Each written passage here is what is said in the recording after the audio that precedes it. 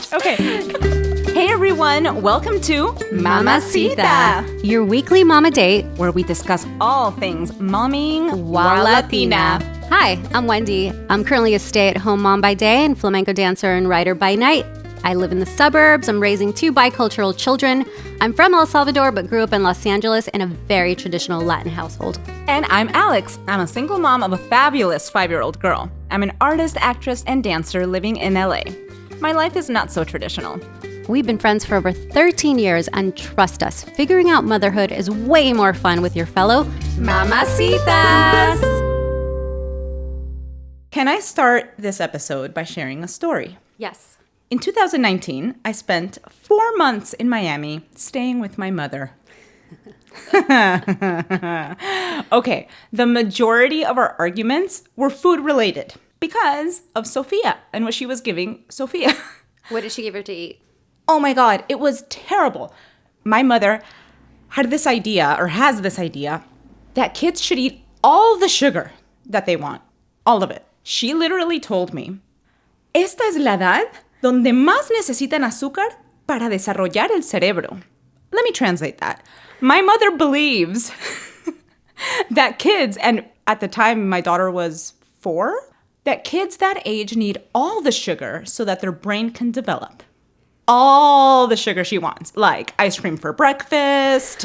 Like, I am not kidding. And then anytime I would step in as her mother, as my daughter's mother, to be like, no, she doesn't need to eat that, or she needs to eat this first, or whatever, it became an argument. And that was literally like the biggest issue that I had staying there for 4 months with my mother, was what she insisted on feeding my daughter. Okay, so with that, did you grow up? I'm like pissed off still. Sorry. So with that in mind, did you grow up eating all of the sugar that you could possibly have? Yes, I ate horribly. I mean, probably not all the sugar, just because I personally don't have that much of a sweet tooth. But, I mean, soda. Oh, yeah. Soda was big in my household, too. Gross. Girl, no. Hold on. I remember this. I remember having Coke in my bottle. I'm serious. We're going to leave you with that image because I don't even know what to say about that. Yes. You know, this probably still happens today. That's why there's so much education for new mothers regarding nutrition for their babies. Listen, I grew up in Miami, and I noticed while being there, like I said, in 2019, I was there for 4 months, how people feed their children. It's horrible. Like what? Well, like the soda. I don't know if it's just me being like a modern mom now living in California, and I'm just like, I would not allow my daughter to do that. Am I being like muy exagerada? Like they just like, "Oh, you're 3 years old, here, have a Coke." Excuse me, what? No. And it's normal. All the kids are eating McDonald's, drinking their soda, like all the time. Yeah. And all the fried food, and I mean, food in Miami is delicious, don't get me wrong. I love it. Yes, I me grew up too. on Cuban food, more than Colombian, and I'm Colombian, but I had Cuban food all the time. Basically, what I mostly remember is having soda at every meal. Like, water, what? Who? Who needs water? Have a Coke. What did you grow up eating? All right. I grew up eating at restaurants all the time because my mom did not cook. I mean, she cooked sometimes, but my mom's skills in the kitchen, believe it or not, are worse than mine. That has to tell you a lot. Yeah. Like, you guys, I don't cook.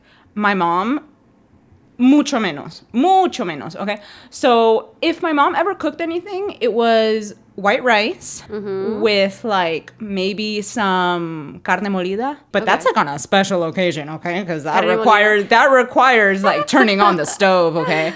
Defrosting something. Yeah. Adding the spices. Adding the sazon Goya, a lot of it. Which is all MSG, by the way. But so freaking good. It's a great sazon, don't get me wrong. Oh my goodness. Okay. And I know MSG gets a bad rap. But still I MSG. mean, when I wanted something like extra yummy, I would ask my mom for arroz blanco, puré de papa, y carne molida with lots of sazon Goya. So that was like... So carb and meat with some MSG on the side. Yep. Or mixed in. And a Coke. And a Coke. Because you need your high fructose corn syrup. Because food just doesn't taste the same without a Coke. Mm-hmm. That's literally what I thought for the first, 18 years of my life. Wow. Like, you just don't have a meal without a soda. It just doesn't work. This is what you grew up eating in Miami. In Miami. Your mom is from Colombia. Yes. What is like the quintessential Colombian food that if you go out to a restaurant and you're like, I just want some Colombian food, what would that be? Sancocho. And what is a sancocho? It's a soup that is so good. It has like beef and papa and yuca, and it's just really tasty. My mom never made that. All the Colombian food that I ever had that was like homemade was at my dad's. Okay, so your dad was a chef in your family. Yes, but I didn't live with my dad. Right. So my mom would make spaghetti a lot because it's just like boiling pasta and throwing a sauce in there. Mm-hmm. So we had lots of spaghetti. She would make eggs. Okay. She would make eggs. Good protein. Eggs is okay. Eggs is okay. Eggs are okay. Whatever. Okay, you did that in the last episode too. You're talking English right now. Eggs is okay. That's gonna be on a t-shirt, which makes no sense, but it's just fun. I hate you so much. I'm so sorry. I'm just doing this for fun. I'm not really making fun of you. I know. It's out of love. Mm-hmm. She would make huevos pericos. What is a huevos pericos?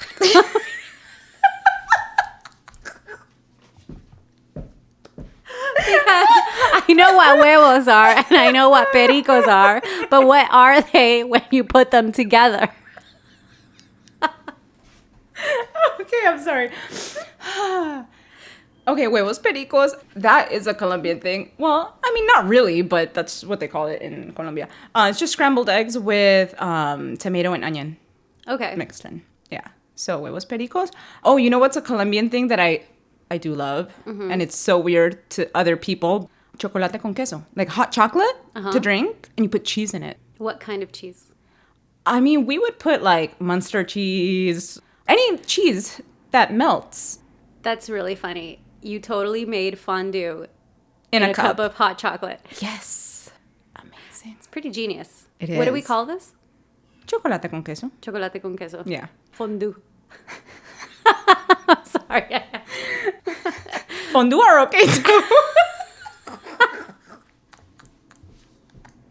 Okay, so hold on. So the huevos pericos thing, that was like a weekend breakfast. Oh. Like a specialty thing. Yeah. But like on a daily basis, like before I went to school, I would have cereal.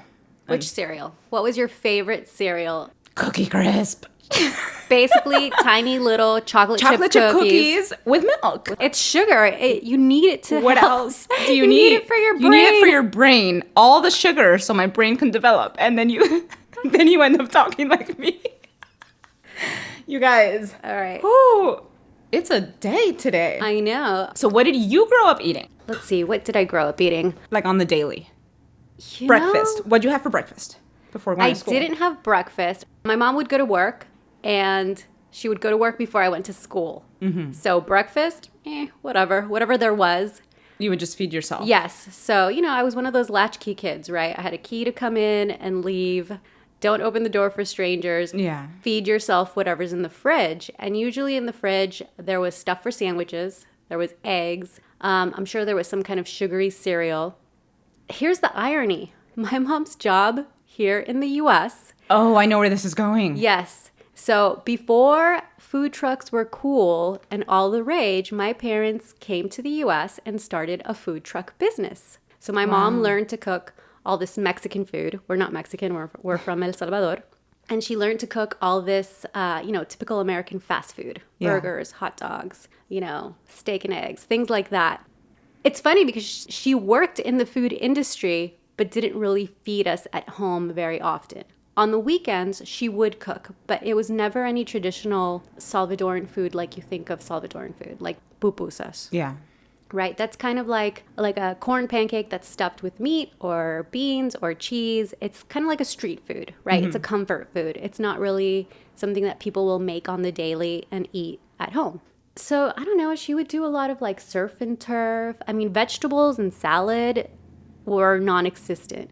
Same at my house. I think vegetables were in the food sometimes, but it was like the same vegetables over and over again. You know, like potatoes, carrots, squash, Nothing wrong with those. I still cook with those probably on the daily as well, but just in a different manner. You know, going back to you saying that your mom never cooked a meal. Yeah, by the time I was a teenager, I think I had like a list of phone numbers memorized of all the food places we would get food from throughout the week.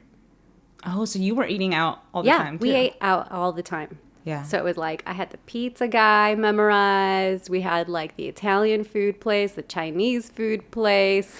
You know, we would say, hey, Dad, pick up the Mexican food place on the way home from work. Let's get, you know. That's so funny. So we would eat out all the time. And at one point, I was a young teenager. I was like, can we just start eating real food?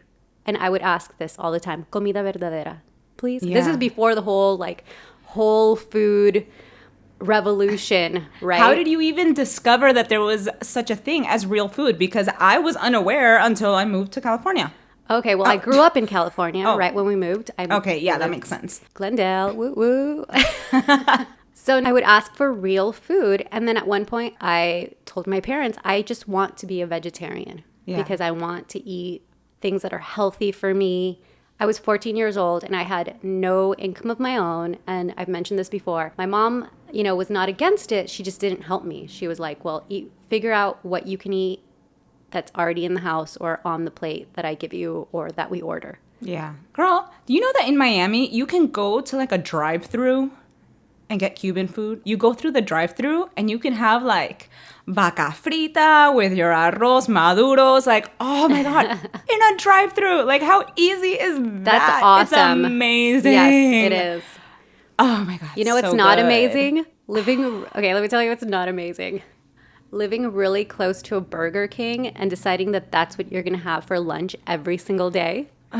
And so I did that at one point, and this is before Super Size Me. I had a lot of firsts in my youth. Before the movie Super Size Me, do you remember this? Where the guy eats fast food every single day and then gets really sick? Yes. So I discovered that by myself. You did your research. I did my research before this movie, like 10 years or more before this movie came out. Yeah. I was like, oh, well, I live really close to the Burger King. I'm tired of the sandwich here or whatever there was in the house. I was like, I'm just going to stop at Burger King. It's on my way home. Day. Yes. And I just picked up whatever was there and ate that every single day for, I don't know, months. Wow. Until I got really sick. And I think, I mean, it was not confirmed. This is me like later on figuring it out. This is my 1 year where I developed acne. I had never had acne before in my life. I'm very blessed. I'm thankful to my mother for giving me nice skin. So I had 1 year. I had acne. I gained like 15 pounds. And then my period came for an entire month. Wow. And I think it's from all the hormones that get pumped into fast food chicken. That is crazy. Because I kept ordering a chicken sandwich from Burger King. Oh my God. Yes. And I had to go to the doctor, and the doctor was like, well, you know, what's going on? And I was like, I don't know. Did they ask you about your diet? No, they didn't ask me about my diet. I had horrible acne growing up. Shit, I still do. No, I you mean, don't. Sometimes, but I had a really, really difficult time for years with acne. Nobody ever really considered my diet, except for things that my mother believed were giving me acne: ketchup and avocados. And so she forbid me from eating them. That's hilarious. Yes. Ketchup, who cares? But avocado is like God's glorious food. She would get mad at me. And oh my God, I had such a horrible time with my mom, like restricting what I ate because she thought that that's what was making me break out. Not the Coke or, you know, all the fried food, but don't have avocado. I'm like, what? That's hilarious. My mom thought chocolate gave you acne. Oh, chocolate too. Yeah, that's another thing. Chocolate. Yeah. That's a whole other. But isn't that crazy? A whole other episode. Like, yeah. Just the ignorance around food. And for me, it's like doubly ironic because, like I said earlier, my mom worked in the food industry, right? Mm-hmm. My grandma was a baker and she owned her own bakery and I didn't know that. Baked all these foods. Not here in the U.S., but in El Salvador. Yeah. And so, you know, my mom grew up basically in a rural area, and she always talks about eating all the healthiest foods you could possibly think of because she was in a rural area where you would eat locally before that was a thing, farm to table, literally. She was like, oh, we had ducks, so we had duck eggs instead of chicken eggs, which are super jam-packed with proteins and all these B vitamins that are really, really good for you, right? She had fresh baked bread all the time. Wow. Because her mom was a baker. Yeah. They came and delivered the coffee fresh from picking it. All the farms would like share and barter with each other. So she grew up eating awesome. super healthy. Yeah. I'm like, I don't understand. I try to tell my mom now that she needs to watch her diet and Let thy food be thy medicine is not a new concept, yeah. But it's like we forget. And I think what happens is when you become immigrants in a new country, you adopt a lot of the food culture that is around you. And for Latinos, I think what happens is we end up eating a lot of this fast food. It's tasty, it's cheap. Convenient. Yes, convenient. And we're just becoming more Americanized, right? By indulging in these things that we consider very American. That's why they say Latinos have a higher rate of diabetes than other ethnic groups. I remember from growing up always seeing and listening to the women around me struggle with their weight. They were always on a diet. I remember like the cabbage soup diet. My mom did that. You don't know? No. And like, whatever crazy diet, fads were going on at the moment, it was always a struggle. But then I'm like, well, obviously, because you guys have no clue. I mean, I didn't know that at the time, but now I'm like, well, because you guys never had a freaking salad, Yeah. or a vegetable. So you're like packing your body with all this shit and then complaining that you need to lose weight. So, okay, one time at band camp. No, I was going to say I know you were. I was going to say that. So I was at home. I was like, I don't know, maybe 7 or 8 years old. And I found a whole bag of Milky Ways. And I thought, hey, this will be my food for today. This is what I will eat. And I ate an entire bag of Milky Ways. Did it make me sick? No. Amazingly enough, it did not make me sick. But I mean, I was totally unmonitored. I just ate whatever I wanted. And then I told my mom recently, because she was trying to give my son candy. Yeah. And I was like, no, he hasn't had his dinner yet. And we're not just going to eat candy randomly throughout the day. Like, that's not the meal. Right. And I was like, and I got mad that day. I don't know what was going on, but I was like, and you should know that one day I ate candy all day because you didn't leave us anything prepared. And what did she say? Okay, good. No, she had no idea. She was so offended. And this is That's when I funny. realized, she was on survival mode. Yeah. Like, I'm not on survival mode. I meal plan the entire week. I know what we're eating every day. I do you're the like shopping. the freaking ultimate mom. Like, I don't even know. Okay. Thank you. You guys, Wendy like bakes, like for fun. Thank you. I'm just kidding. I know a lot of people do this. Yes. But for me, I'm like, oh my God, you're such a mom. It's so funny. It's so cute. I wish. I just don't. First, I don't know how, and I really don't have time. But whatever. So, that's just me. yeah, I just come over here and eat your stuff. And we love having you. It works out. It's great. It does. So, no, I mean, I realized she was here on survival mode. And, I get that. You know She- what? she It was gets an really hard immigrant, for me yeah. too.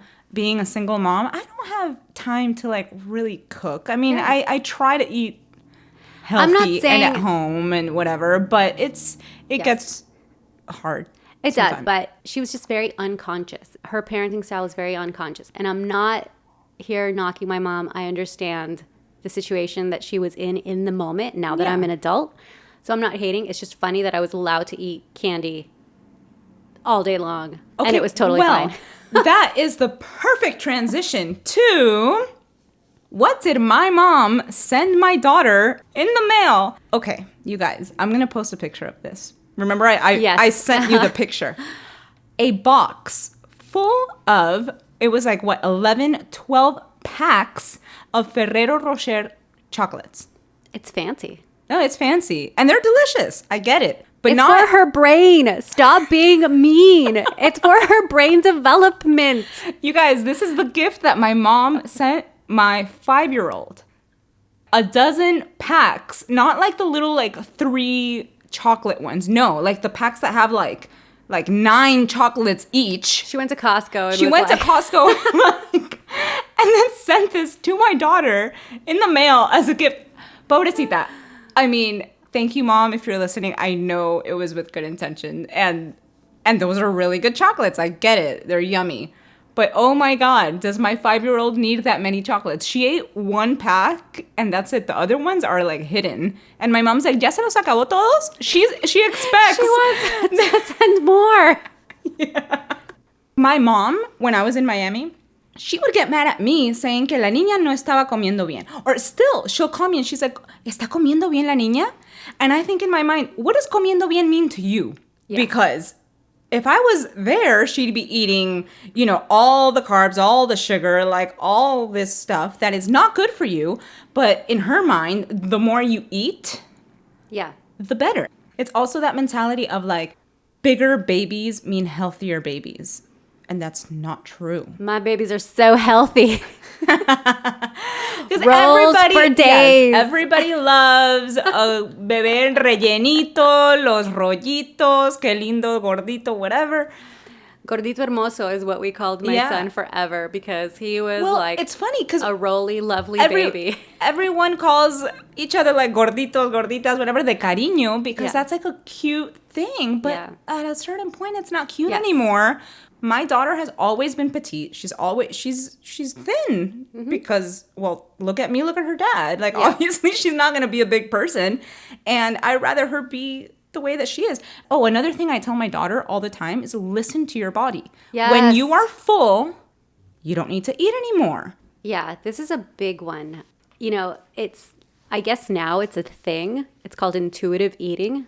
I'm laughing about it because now that it's marketed as intuitive eating. You're like, I've been doing this for 20 years. For my whole life. Yeah. No, but you know what I mean? It's like intuitive eating means you listen to your body and you feed it whatever it needs. Mm-hmm. Right? It's now a diet people are adopting and trying to connect with themselves again. So yeah, intuitive eating. I mean, I do this in my home too. I talk to the kids. I'm like, look, you got to listen to your body. If you're hungry, you eat. If you're not hungry, you don't eat, and that's fine. You have to try everything on your plate, even if it's 1 bite. I do that, and that's only because my son has been very picky about food. And so if I say you don't have to eat anything on your plate, then he won't eat anything on his plate, right? Food is such a wonderful thing. Like, I love food. I love food. Me it's too. A beautiful way to explore different cultures, and like I love going out to eat and tasting new things. I love exploring through food. So yeah, let's talk about our food journeys because I think we've had very interesting food journeys, especially as Latina women. Yeah. Right? After that whole Burger King fiasco, like the first semester of college, I was like, oh my God, this has to stop. I'm going to now become vegetarian like I've always wanted to. And I did. I made a commitment to myself. I started cooking. I bought a cookbook. I didn't even know that was a thing because in my house, my mom, when she did cook, everything was just, you know, improvised or like she just knew how to do it. Yeah. So anyways, I became a vegetarian by choice. Loved it. I mean, all the ailments I had from eating Burger King every day, that went away quickly because I started eating real food, comida verdadera. Yeah. You know, then I started learning how to eat other things, you know, that my parents never really cooked. Fish, you know. So for a minute there, I was a pescatarian. And then I went back to being vegetarian. And then when I was pregnant with my daughter, I went to the doctor and I kept craving meat. And, you know, you needed iron. Yeah, I got all the blood work done and they were like, you're really low in iron. You really need to start taking the supplements or changing your diet. I did both. And so currently I am, what is it? Not an herbivore, not a carnivore. I'm an omnivore. Omnivore. Go back to science class. Hey, I knew all the other ones. It was coming to me. I'm an omnivore. And I'm learning how to make all these foods that I didn't know how to make before. So it's been really fun on all levels. Like I'm learning how to cook all these new things, which is great because I love cooking. I'm learning to eat all of these new things, which is fun because I like to be adventurous in my eating. Yeah. You know, I would consider myself a foodie. Yeah. And so You definitely are a foodie. It's been fun. Food and wine. Yeah, it's totally been fun. What's your food journey been like? Well, every meal with a Coke for like the majority of my childhood. And then just recently, 2020, I decided to be vegan, mostly for ethical reasons.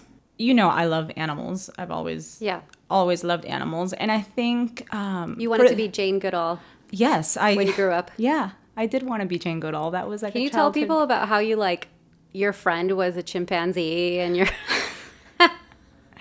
I mean, you had a pretty interesting childhood with animals too. Yeah. I've had the opportunity to work closely with animals. Life just took me in a different direction. But anyway, I have always loved animals. And, you know, it's funny because growing up, I never stopped to think about where food comes from. I never stopped to think like, oh, this beefsteak that I'm going to eat right now comes from a cow. Like, I didn't think about that. It tastes good and you're just going to eat it. And then as I got older and I started thinking, oh my God, this was an animal? This animal had to be killed? Of course, I ignored that for so long because I love food and I feel like it's really difficult, especially like socially, to switch from that. Yeah.